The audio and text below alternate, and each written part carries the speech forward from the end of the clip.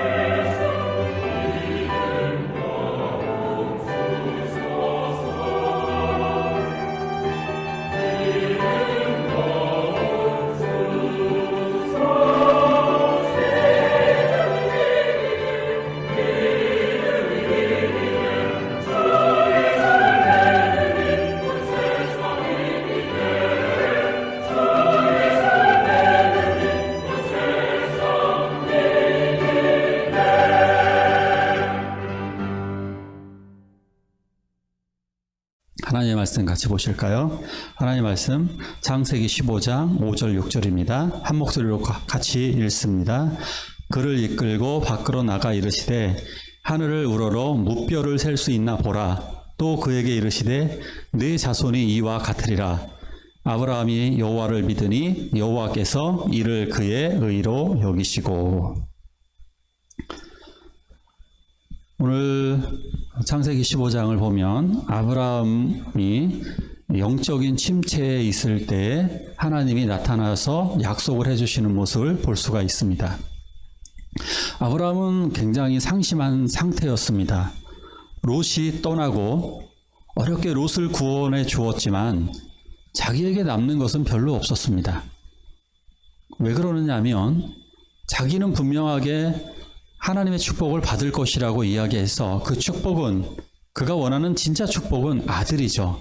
결정적인 축복은 아들을 낳는 축복인데 아들을 낳지 못했기 때문에 이것은 굉장한 미래의 어려움이라고 생각되어지는 것입니다. 그 당시에 아들은 부모를 부양했고 또한 사후의 장래를 책임지는 아주 소중한 존재입니다.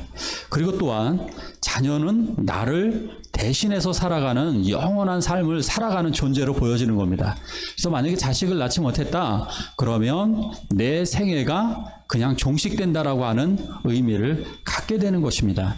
자식을 낳는 것은 미래의 영원성을 의미하게 되는 것입니다. 그렇기 때문에 자기 상속자를 엘리에셀로 지정하는 모습을 볼 수가 있습니다. 15장에 나오죠. 주 여호와여 무엇을 내게 주시려 하시나이까? 나는 자식이 없사오니 나의 상속자는 이 다메섹 사람 엘리에셀이니이다. 이렇게 말씀을 하고 있습니다. 엘리에셀은 아브라함이 아마 외부에서 데려온 종일 것입니다. 다메섹 출신으로 보여집니다. 다메섹에서 아이 하나를 데려다가 키웠고 그 아이가 자랐기 때문에 그 아이가 종으로 키웠지만 이 아이를 입양해서 아들이 없었던 아브라함 입장에서는 상속자로 만들려고 했던 것 같습니다. 하지만 하나님의 뜻은 그게 아니었죠. 아브라함은 지금 굉장히 절망하는 상태입니다. 분명히 3절에서도 그렇게 또 이야기하죠. 주께서 내게 씨를 주지 아니하셨으니, 그러니까 씨앗을 주지 않았기 때문에 나는 이렇게 엘리에셀로 결정할 수밖에 없다라고 하는 이야기를 하고 있는 것입니다. 마치 지금 대한민국을 살아가는 젊은이들도 굉장히 좀 고통 가운데 있습니다. 왜냐하면 현실이 굉장히 고통스럽습니다. 그래서 아이를 낳는 출산도 포기하게 되고요. 그리고 결혼도 포기하는 비혼족이 늘어나게 됩니다. 미래, 좋은 직장도 없죠. 그리고 돈도 없고 부모님에게 유산을 많이 물려받은 것도 아닙니다. 그렇기 때문에 그냥 이대로 안주해서 살고 싶은 마음이 드는 겁니다. 마치 아브라함이 엘리에셀을 상속자로 삼는 것과 같이 그냥 내가 여기서 나 혼자 내가 즐기면서 내 인생 이렇게 내 마음대로 살면 되지 않을까 이렇게 생각할 때가 있습니다. 하지만 그래서는 안 됩니다. 하나님은 분명히 기도에 응답하십니다. 하나님은 그 약속을 지키십니다. 그러기에 우리들은 기도, 믿음, 이 소망, 이러한 것들을 포기하면 안 됩니다. 하나님께 대한 기도는 우리들의 믿음의 상징인 것입니다. 분명히 하나님께서 나에게 좋은 것을 주시리라고 하는, 하나님이 선한 길로 인도해 주실 것을 믿어야 되는 것입니다. 또한 우리들의 기도가 땅에 떨어지지 않는 것은 설령 우리가 고통을 당한다 할지라도 우리들 자녀 때에 그 기도가 응답되어지는 경우를 볼 수 있습니다. 아브라함의 기도가 아주 완벽한 형태로 응답되어진 것은 아닙니다.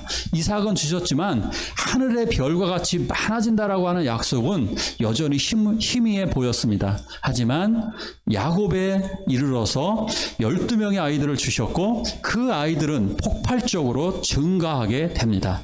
우리들의 기도가 지금 당장 응답되지 않을지는 몰라도 하나님께서 우리들의 기도를 응답해 주셔서 우리들의 자녀들이 하나님의 큰 축복을 받을 수도 있는 것입니다. 어떤 도시에 어떤 목사님이 계셨는데요. 주일 설교를 준비하고 있었습니다. 그런데 설교를 준비하시는 중에 가게로 가서 어떤 젊은이 한 사람을 예수 그리스도에게로 전도하라는 깊은 감동을 받았습니다.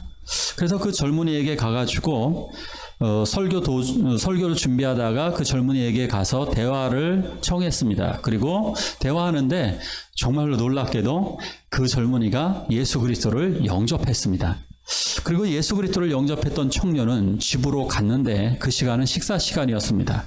그때 아버지께서 식사를 하시지 않고 홀로 계신 것을 보았습니다. 그래서 아버지에게 말을 했습니다. 아버지, 저는 저 아래 가게에서 몇 분 전에 목사님을 통해서 예수 그리스도를 나의 구주로 영접했습니다.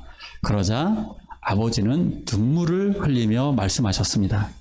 내 아들아, 나는 24시간 전에 너의 구원을 위해 너무도 큰 마음의 짐을 지고서 걱정을 하다가 금식하며 기도하기 시작했다. 그리고 나는 하나님께 이렇게 말씀을 했지. 내가 구원받기 전까지 나는 음식이나 물을 입에 대지 않겠다고, 먹지 않겠다고 나는 약속을 했단다. 결국 이렇게 말한 그대로 하나님께서는 기도에 응답해 주셔서 아들이 예수 그리스도께로 돌아오는 놀라운 이적을 볼 수 있었습니다. 결국 우리들의 기도는 하나님이 우리들의 기도를 귀 기울여서 들으신다는 사실을 꼭 기억하시기 바랍니다. 그를 이끌고 밖으로 나가 이르시되 하늘을 우러러 무뼈를 셀 수 있나 보라. 하나님은 아브라함을 이끌고 밖으로 나가셨습니다. 우리 하나님은 굉장히 재미있으신 것 같아요. 그냥 말씀만 해주신 것이 아니라 아브라함 시청각 효과를 누리셨던 것 같아요. 밖으로 나가면 풀벌레 소리, 바람 소리 이런 거 다 들리죠. 또한 시청각 효과, 하늘을 바라보니까 하늘에는 굉장히 많은 별들이 가득 찼습니다. 그러자 하나님은 아브라함에게 그 별을 세어보라고 하셨습니다. 그러면서 이렇게 말씀하셨어요. 네 자손도 이렇게 많아질 것이다. 이 약속은 어떻게 되었을까요? 이 약속은 이루어졌습니다. 이 세상에 아브라함의 자손이다 라고 이야기하는 사람들이 30% 이상입니다.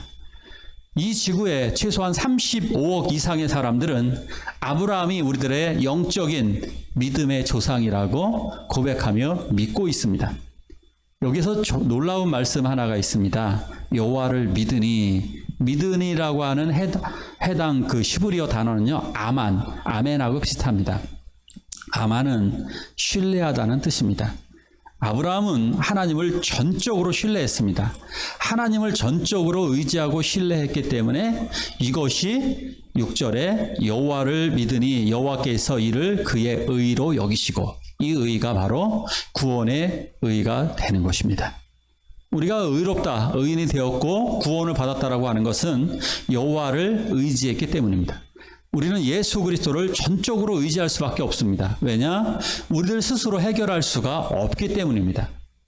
우리들은 미래를 향하여 나아갈 때 특별히 우리들의 미래뿐만이 아니라 우리들의 구원은 전적으로 하나님만을 의지하는 것입니다.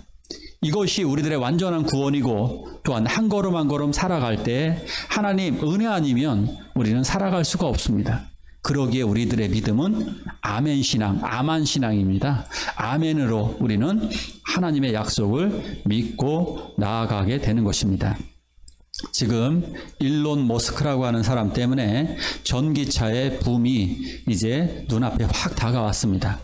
세계 각국의 사람들은 각 나라마다 유명한 차가 있었죠. 우리가 잘 아는 BMW, 벤츠, 그리고 도요타, 이런 자가용들이 있었죠. 근데 이런 차들이 이제 전기차에 밀리게 되었습니다. 이제 전기차가 다가오면서 기존의 산업들이 확 재편되기 시작합니다.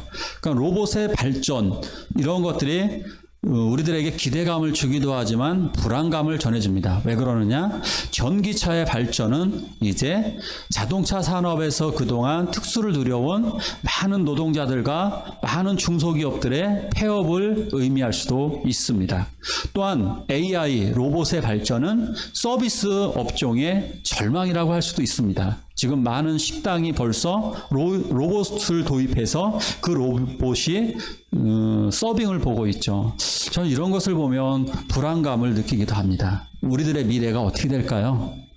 우리 국가의 미래는 어떻게 될까요? 나의 가정의 미래, 나는 어떨까요? 그러기에 우리들은 불안감이 있을 수밖에 없습니다. 불안하지 않는 사람들의 특징은 뭐냐? 전혀 이 사람들은 자기를 의지하고 있거나 교만한 사람일 겁니다. 사람들은 사실상 불안합니다. 그러기에 그 불안감, 오로지 하나님만을 의지해야 되는 것입니다.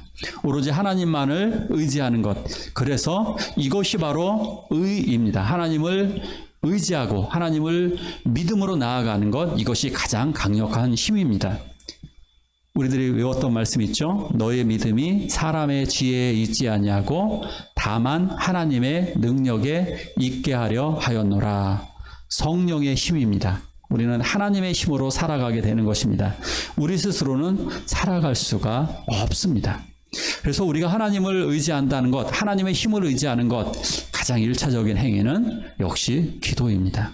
그래서 기도를 한 사람들은 세상과 마주서서 싸울 수가 있는 것입니다. 그러기에 우리들은 오늘도 기도해야만 합니다. 우리 함께 손을 잡고 가족 식구들과 기도할까요? 우리들의 미래를 위해서, 우리 자녀들의 미래, 국가의 미래, 교회의 미래, 여러 가지를 놓고 우리 한 목소리로 같이 기도하시겠습니다.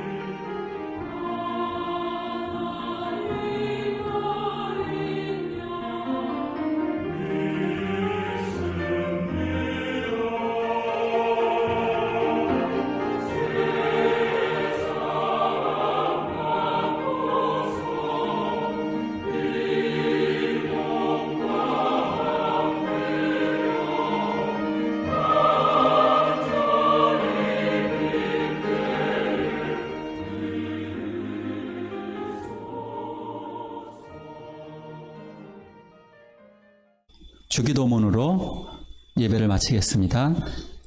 하늘에 계신 우리 아버지여, 이름이 거룩히 여김을 받으시오며 나라에 임하옵시며 뜻이 하늘에서 임한 것 같이 땅에서도 이루어지이다. 오늘날 우리에게 일용할 양식을 주시고 우리가 우리에게 죄지은 자를 용서한 것 같이 우리의 죄를 사하여 주옵시고 우리를 시험에 들게 하지 마옵시고 다만 악에서 구하옵소서. 대개 나라와 권세와 영광이 아버지께 영원히 있사옵나이다. 아멘.